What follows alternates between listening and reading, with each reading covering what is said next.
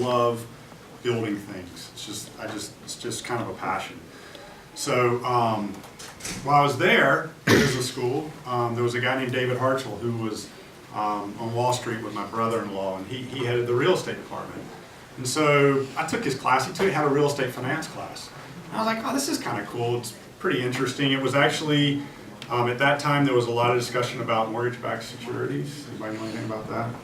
The last financial crisis. It was leading up to all of that. Was his class was talking about stripping all these mortgages and stuff. So I took that class, and then there was this other class in real estate. It's called real estate development, and I was like, I'll take that. What the heck? So I took it, and I didn't even know what it was. I didn't know what real estate development was, and I was 30 or something. So I took the class, and I was like, wow, this is real similar to operations management.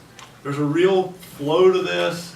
There's the whole timing issue. There's a lot of things that are really similar to operations management.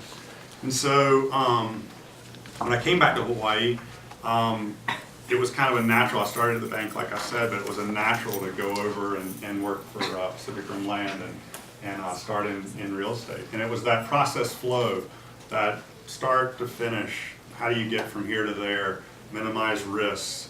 Those types of things. The exact same frameworks that I was talking about, exact same frameworks I learned in operations management directly apply to real estate development. It's the same thing, same frameworks. So that kind of, big picture, I sort of fell into it somewhere in my life, but I didn't ever go out and say, that's what I want to do until I had a lot of other experiences. I think, just what Dave brings to the table, he brings integrity, creativity, and this background that he has in doing things, in an orderly, efficient manner, and also not being greedy. He did a project down in McKenna, and I watched this thing unfold. And A&B's doing a project down there, and they price their stuff at like $3 million, and it's worth about $900,000, and they can't sell any lots. He does a project, and the temptation is to price it what A&B is pricing it at $3 million and sit. No, they price it at $900,000 and they sell boom, boom, boom. They get it out the door. They take a small, reasonable profit, but they didn't try and gouge it. And so I think that he has shown, even your base yard project, you guys priced it way under what A&B is trying to get. They priced it reasonably. They sold all their lots. They moved on to the next project. So that is the only other note I had on my piece of paper, which I don't even know where it went, was this idea of risk return, which you brought up. Yeah. And that's a perfect example.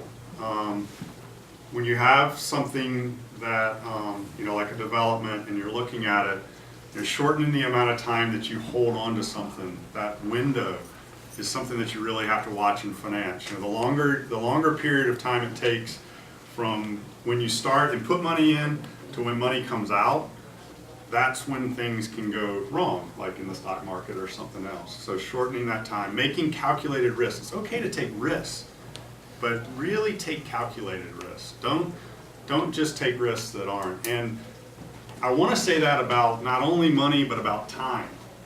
Don't just think of risk and reward, or taking risks, as it affects money. Think about it with your time. Think about it with your integrity, right? These are important things. My mom says, this is one of my sayings. My mom says a reputation is a hard thing to earn and an easy thing to lose. So it's kind of the same thing. If you're going to take a risk, whether it be a risk on something, whether it be money, whether it be a risk on something that you're going to do that affects your personal life, just always keep that in mind. You know what I'm drawing up here? This is a snowball, and it's basically time value of money, and that's what he's talking about. Is it, if you have $1 now, and it grows at 10%, or you invested at 10%, or you have it in the stock market and things go up, it's going to be worth more in the future. So that's a concept that it's important to understand the time value of money, and also you know, if you're gonna get paid back money in the future, you gotta get more money than if you loan a guy $1, a year from now, you might wanna get $1.10 back in money in the future. And it also, you know, reverses the other way. You know, if you have some kind of a real estate investment that has no income for 10 years and all of a sudden you get a bunch of money now, you wanna roll the snowball back and see how much it's gonna result using a discount factor of 8% or 6% or 10% discount.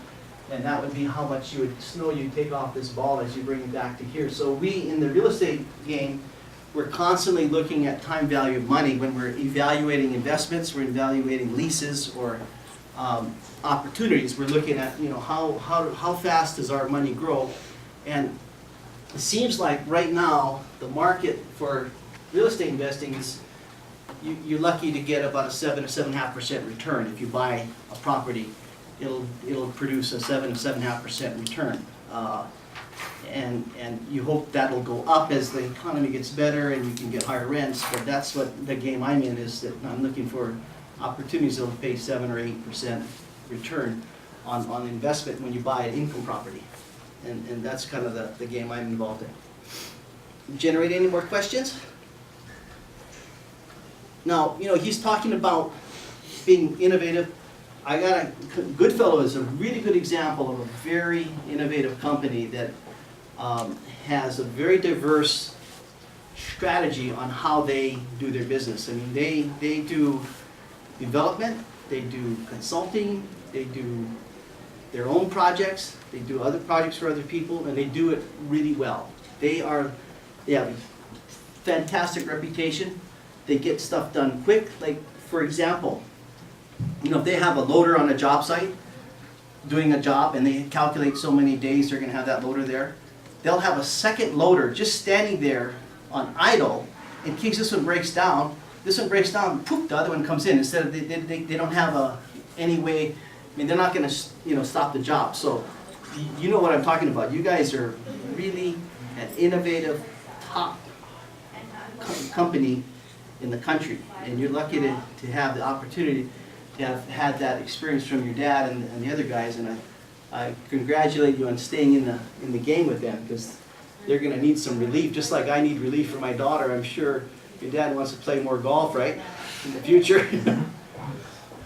Any more questions? I want you guys to divide yourselves into 2 groups, equal groups. So stand up and make 2 groups. Okay. You stand up, everybody stand up. 2 groups, equal numbers in each group. Okay, so I want you to come through this way and introduce yourself to me. Give me a good firm handshake, looking in the eye, and do the same with Dave. And then we'll all get to meet you guys.